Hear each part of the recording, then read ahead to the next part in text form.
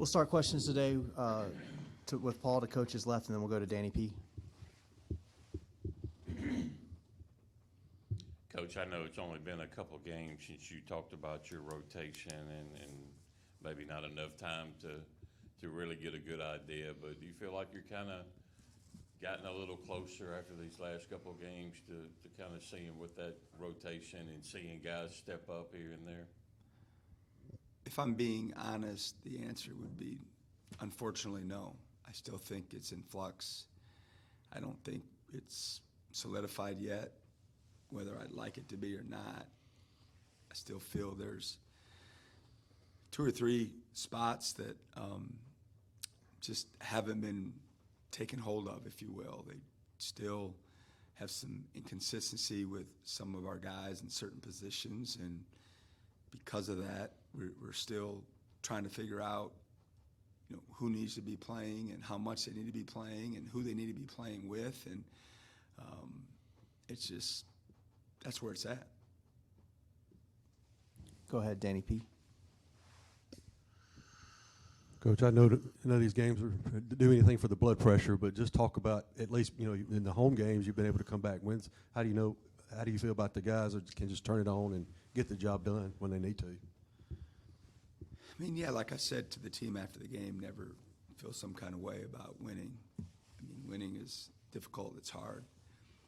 I've said that my whole life, been hearing that from other coaches I've looked up to my whole life. It's difficult.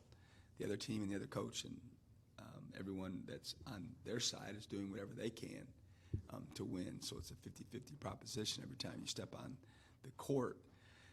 Having said that, we're certainly not playing to the level of expectation that we've created around here. And it's not as if our guys don't know that or our coaches don't know that. And at this point, like, all we can do is keep our head down. And that's kind of the theme I had with them, is we got to get our head down and just work and get better. If it's in the weight room, if it's in the meeting room, if it's on the floor, if it's in games, and not focus on the outcome as much and focus on possession by possession in the process of playing better. And then, eventually you could look up and say, hey, look how much further we've gotten, how much better we've gotten. And it's real easy to focus on just the outcome or how the outcome happened, and we're human, so we all tend to do that as well. But I think for this team right now, they really need to, we collectively need to put our head down and work and try to figure out solutions to the issues that we have. Go front row left to Colin, and then over to Sam. This SMU team you're prepping for is a pretty high-scoring team, I think averaging over 90 a game, but also forces a lot of turnovers and gets a lot of steals. I guess, what have you kind of focused on with the guys in the first steps of approaching this game? Well, I haven't met with them as a team yet till a couple hours from now, so it's more been just obviously working with all the coaches like normal and trying to get together what our focus is going to be, what our game plan is going to be. But, I'm up to speed on them now, and they're really good. I mean, they're 7-0, and they score at a high level, but at the same time, they could turn you over, which has been a big Achilles heel for us thus far in the early season. And they just feel like, they're on the same page, and they've got a lot of veterans on the floor, a mix of guys returning and some new players that they brought in via the portal. And they just run good stuff, and they got great spacing, and they're pretty good decision makers, and they're off to a great start. So, obviously, not that I don't think it matters much when you throw the ball up. We do have some familiarity with one another since we played last year, but in this day and age, it's so many new, faces to each team. I don't know how much that'll have to do with it.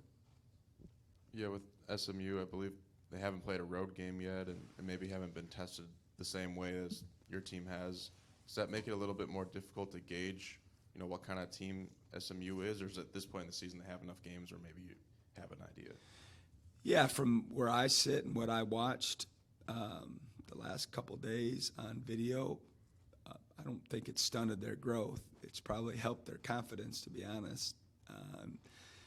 Everyone has a different schedule, and each year it may be a little bit different, and you make your schedule, that you feel is best for your team. And it's, to me, from outside looking in, it's worked out the way they wanted it to. They've had some tests at home that they've passed. They've gotten better. They look, pretty well oiled for 7 games in, and now they're ready to, go on the road and see how they handle any distractions that way. So, again, I'm not too concerned about, their philosophy and, how they go about doing their business, but just from my vantage point, they look, like it's really paid off for them, and they're in a great spot. Anything else for Coach?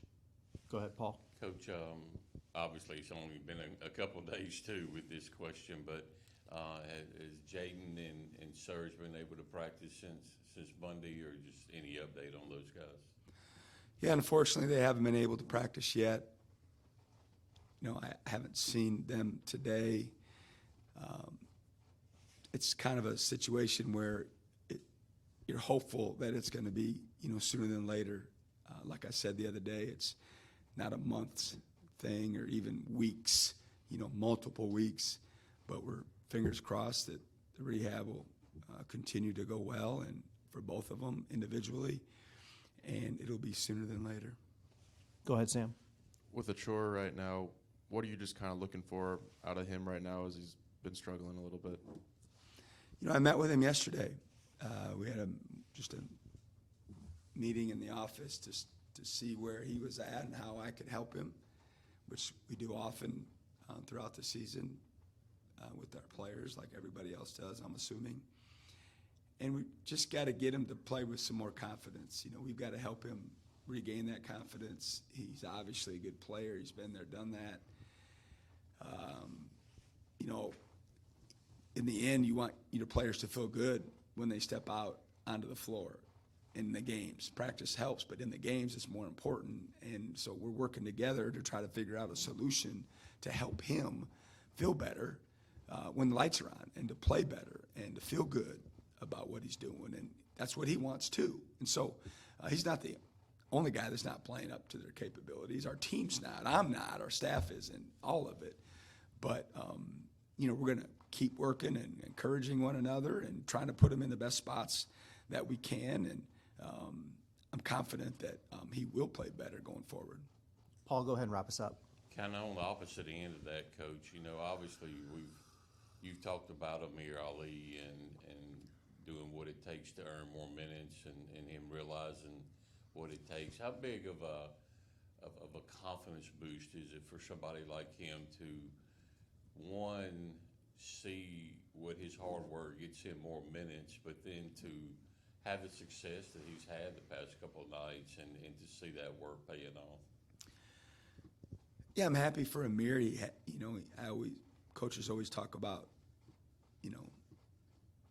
stay ready. You don't have to get ready. Stay ready for your opportunity. And, coaches preach to guys who aren't playing as much as they'd like, keep your head down, keep working, don't go the wrong way, and then you'll never get the opportunity. And Amir's a classic example of that, where, if you would pay attention to our bench in the games he wasn't playing, he was as energetic and as good a teammate as anybody that we had on the bench. And he's been consistent that way.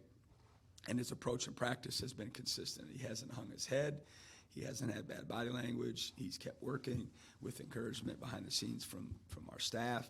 And he was given an opportunity. And, he played good. Fortunately for us and him, he can play a lot better. He's still a lot of things like all of us that need to work on. But, he saw the ball go through the net. He got some rebounds. I thought he was better defensively in the last game than he was in the New Mexico game, which is really good for him. And, like I said, the first question we had was rotation. It's in flux, and, because of a lot of factors, but, that's one of them.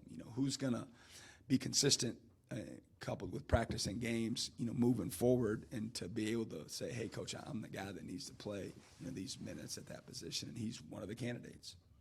All right. Thank you, guys. See you Friday. Happy Thanksgiving.